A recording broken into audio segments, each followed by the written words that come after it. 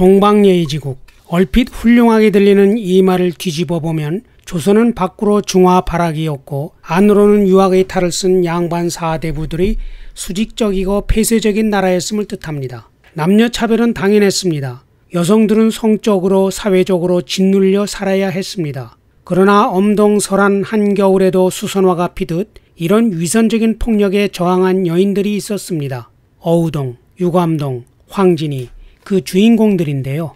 그들이 섹스 스캔들이 파급력을 볼 때 가히 조선의 판무파탈들이었죠. 판무파탈은 치명적인 여인, 뭐 그런 뜻이죠. 설명의 편의상 순서를 매겼는데요.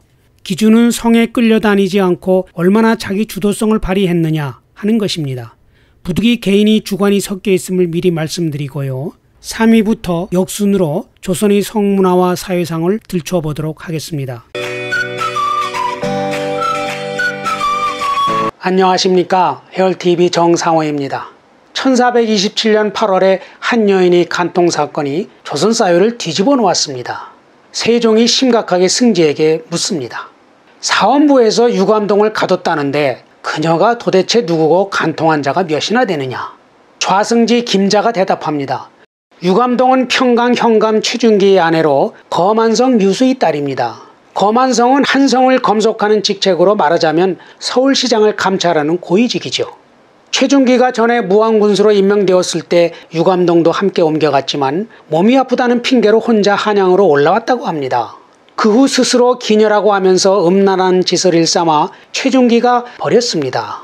초기 조사에 따르면 이승, 황치신, 전수생, 김여달, 이돈 등이 간통남이고 그 외에 사통한 자들은 이루 말할 수 없습니다. 여기서 이름이 거명된 사람들은 모두 현직 관리들이었습니다. 그 후 한 달여 동안 사안부 조사가 진행되면서 다른 사내들의 이름이 고구마 줄기처럼 줄줄이 엮여 나옵니다.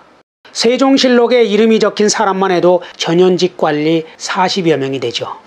신분도 다양했습니다. 재상을 비롯한 고위관리, 개국공신의 아들을 포함한 정권 핵심 인사, 경상도에서 함경도까지 지방관리, 기술 장인이 망라됐죠. 그 중에는 남편 최준기의 매형도 있었습니다. 이쯤 되니 의정부의 삼정승과 육조, 상군부, 한성부의 당상관이 모두 모여 처벌을 의논합니다. 극형에 처해 훗날의 경계로 삼자, 일반 형률에 따르자. 이렇게 두 의견이 대립됩니다. 세종이 어떻게 했을까요? 형률에 따라 사건을 빠르고 조용하게 매듭짓습니다. 사건이 확대돼 봐야 국정 운영에 좋을 리 없고 자신의 형인 양녕대군, 천하의 남봉꾼이었거든요. 이런 왕족의 이름이 나올까봐 염려했던 거죠. 유감동은 죄를 물어 변방의 관비로 쫓아냅니다. 사대부 양반족이어서 형률에 따라 죽음을 면한 것이죠. 간통남들은 유감동의 신분을 알았는가에 따라 형이 달라집니다. 창기로 여겼던 사람은 곤장 60대, 이혼여임을 알았던 사람은 곤장 80대를 치죠. 관직은 회수하고요. 그런데 한두 해가 지나자 간통남들이 언제 그런 일이 있었냐는 듯 복귀합니다. 곤장 80대를 맞은 황치신, 황희정성의 아들인데요. 이 사람은 관찰사와 참판, 고모부와 이미 관계한 것을 알고 간통한 권격은 세종과 사돈, 이미 숙부와 정을 통한 줄 알면서 간통한 정여무는 중추원 부사, 모두 화려하게 제기합니다. 원래 유감동은 음란녀가 아니었다고 합니다. 밤길을 가다가 순찰한다는 핑계로 거리를 휩쓸고 다니던 김여달에게 강간당했던 것입니다. 그 후 김여달이 최준기 집에 찾아가기도 하고 감동이 남편과 자다가 화장실에 간다고 둘러대고 김여달을 만날 정도로 둘이 가깝게 된 거죠. 그러다가 남편이 무한 현감이 되자 병을 핑계로 따로 한양에 살면서 창기라 일컬으며 음란 행각을 벌인 거죠. 조선판 자유부인이었던 것입니다. 결국 이 사건은 감동이란 한 여인을 쫓아내 입막음하는 것으로 끝납니다. 공명의 도덕이 없으면 세상이 멸망할 것처럼 굴던 조선 지배층이 정작 그 잣대가 자신들을 향할 때는 노블리스 오블리주의 감동은커녕 상식적인 공평도 찾기 어려웠던 거죠. 박어우동은 본명이 박구마로 아버지는 승문원, 외교에 관한 문서를 관장하는 관청인데요. 이 기관이 지사 박윤창이고 남편은 세종의 형인 효령대군의 손자인 태강수 이동이었습니다. 어우동의 외도는 남편 이동이 기생 연경비를 사랑하다가 부인을 버린 데서 시작됩니다. 그러자 어우동이 그래? 나라고 못할 소냐? 하면서 맞바람을 피운 것이죠. 여기서 어우동이 바람피는 시기가 중요한데요. 성종실록은 이동이 은장애를 집에 불러 은그릇을 만들 때 어우동이 계집종처럼 꾸미고 나가 서로 수작하며 가까워졌다고 합니다. 이동이 이를 알고 부인을 쫓아냈다는 거죠. 그러나 이것은 이동이 어우동을 쫓아내기 위하여 모함한 것이라는 반론이 있습니다. 해월도 이 주장에 손을 들고 싶은데요. 어우동이 소방 맞은 후에 성종이 이동에게 재결합하라고 명하거든요. 불륜이 사실이었다면 임금이 그렇게 명령할 이유가 없는 것이죠. 친정으로 쫓겨난 어우동은 본격적으로 남자들을 사냥하기 시작합니다. 여기서 사냥이라고 표현한 것은 그녀의 남성 편력이 유감동에 비해 주도적이었기 때문입니다. 성에 이끌려간 유감동과 달리 어우동은 성을 무기 삼아 여성을 차별하는 조선의 사회체제와 남성들의 위선 욕망을 능동적으로 조롱한 것이죠. 실록이 전하는 어우동 스캔들의 내용은 이렇습니다. 시작은 전남편 이동의 9벌 되는 방산수 이난입니다. 그의 집을 지나가다가 서로 눈이 맞아 이난의 집에서 통하죠. 이때 이난의 팔뚝에 먹물로 어우동이란 이름을 새기게 하죠. 이렇게 왕족과 근친상간을 하고 나자 어우동의 행실은 거침이 없어집니다. 계집종의 권유로 사헌부의 아전 우두머리인 오종년을 불러 통합니다. 단오날에는 근에 뛰는 걸 구경하다가 방산수의 형벌되는 수산수 이기와 통합니다. 또 전의감, 왕실 의약을 담당하는 관청인데요. 이 기관의 생도 박강창이 노비를 팔러 어우동 지배와 가격을 흥정하다가 통합니다. 역시 팔뚝에 이름을 새기죠. 이근지라는 자는 어우동이 음행을 좋아한다는 소문을 듣고 어우동이 집을 찾아와 방산수의 심부름을 왔다고 거짓으로 고하고 통합니다. 내금이 구전은 어우동의 바로 옆집에 살았는데 어우동이 집 마당에 있는 것을 보고 담을 뛰어넘어가 통합니다. 춘향군의 사위 이승헌은 집 앞에 서 있다가 어우동이 지나가는 것을 보고 뒤를 따라가며 말을 붙이다가 집까지 들어가죠. 그러자 어우동이 침실에서 비파를 가져와 연주하며 이름을 묻고 통합니다. 성균관 항록 홍차는 과거의 급제에 풍악을 울리며 거리를 돌다가 어우동의 눈에 들었습니다. 나중에 길에서 만나자 어우동이 소매로 홍찬이 얼굴을 살짝 건드리며 마침내 통합니다. 설이 하급관리죠. 김희항이 길에서 어우동을 만나 집까지 따라가 통합니다. 이번에는 그의 등에다 이름을 새기죠. 대략 이 정도로 하고요. 어우동 사건은 조선 최대의 성 스캔들이었죠. 이런 음란 행각이 몇 년간 지속되었으니까 어떻게 터지지 않겠습니까? 1480년 성종이 의금부의 명에 방산수 이난과 어우동을 잡아와 신문하도록 합니다. 수많은 간통남들 중에 방산수 이난은 진심으로 어우동을 사랑한 것 같습니다. 조사받을 때 어우동을 변호하고 어우동에게 전에 유감동이 많은 사내와 간통을 저질러 화를 피했으니 자네도 사통한 사실을 숨김없이 말하면 중죄를 면할 것이네. 조언을 해주죠. 어우동도 굳이 숨기고 싶지 않은 터라 간통남들이 이름을 다 대고 이난도 남자들의 이름을 밝히죠. 그러나 많은 유력과 양반들이 죄를 면합니다. 증거 불충분이죠.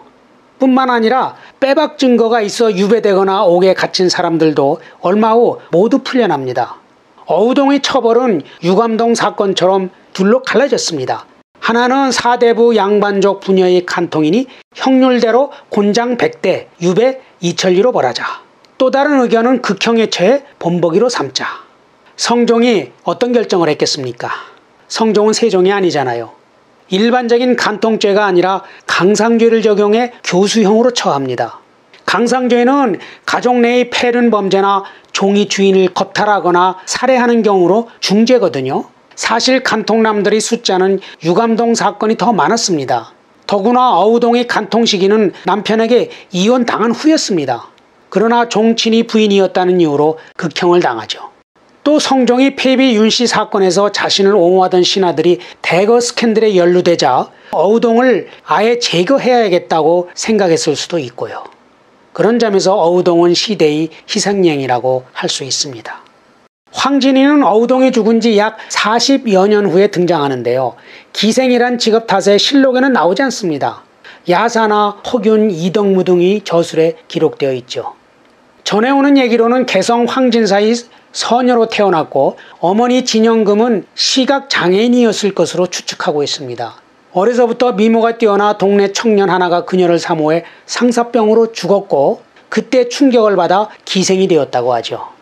조선시대에 한자를 아는 사람은 전체 인구의 5%도 되지 않았습니다. 특히 엄격한 형식을 갖춰야 하는 한시를 지을 수 있는 사람은 극소수여서 선비라도 시를 짓는 실력이 어설픈 경우가 많았습니다. 여성이야 말할 것도 없죠. 그러나 기생은 비록 신분은 천민이었지만 시문에 능했습니다. 그 중에서 개성기생 명월, 황진이는 시, 서, 화, 학문에 두루 뛰어난 초특급 기생이었습니다. 대제학을 지낸 소세양, 10년 동안 연벽수행을 하면서 생물이라 불리던 지족선사, 황진이가 송도 3절로 일컬었다는 은둔학자 화담 서경덕, 검은고에 능하고 풍류를 즐겼다는 왕족 벽계수, 명창으로 이름을 날리던 선전관 이사종, 이런 당대의 명사들과 교류하며 시대를 풍미하죠. 황진이 말년에 관해서는 정확한 기록은 없지만 40 전후에 세상을 떠난 것으로 추측됩니다. 죽거든 관을 짜지 말고 개미나 까마귀 밥이 되도록 해달라고 했다고 하죠. 그러나 죽은 후에도 황진이는 연모의 대상이 됩니다. 훗날 문과에 급제한 임제가 황진이 무덤 앞에서 시를 지어 넋을 달래며 제를 올리죠. 청초 우거진 고래 자느냐 누웠느냐, 홍안을 어디 두고 백골만 묻혔느냐, 잔잡아 고날이 없으니 그를 슬퍼하노라. 그런데 그 직후 임제는 파직을 당합니다. 기생을 기리는 시를 짓고 술을 올려 사대부의 채통을 떨어뜨렸다는 이유였죠. 사실 임제는 동서분쟁 등 현실 정치의 모습에 실망해 벼슬의 뜻이 없었습니다. 또 조선이 중국의 속국처럼 있는 것을 못마땅해 했습니다. 자식들에게 임종시를 지어 자신이 죽은 후 곡을 하지 못하게 할 정도로 기계가 충만한 인물이었죠. 임제의 임종시, 사해 여러 나라들이 황제를 일컬어 보지 않은 나라 없거늘 우리나라만 예부터 그러하지 못했다. 이런 나라에 태어났는데 죽음이 어찌 애석하랴. 곡을 하지 말라. 황진이의 묘는 현재 북한의 개성직할시 선정리 도로변에 있다고 하는데요. 현대에도 황진이를 추모한 사람이 있었습니다. 북한에서 최고 인민회의 상임위원장을 지낸 국문학자 김두봉이죠. 개성에 갔을 때 무덤에 헌화하고 술을 올리며 절을 했다고 합니다. 후에 김두봉이 연안파로 물려 숙청을 당하는데 이것이 한 이유가 되었다는 설이 있죠. 그렇다면 김두봉이 황진이로 인한 최후의 피해자인 셈이죠.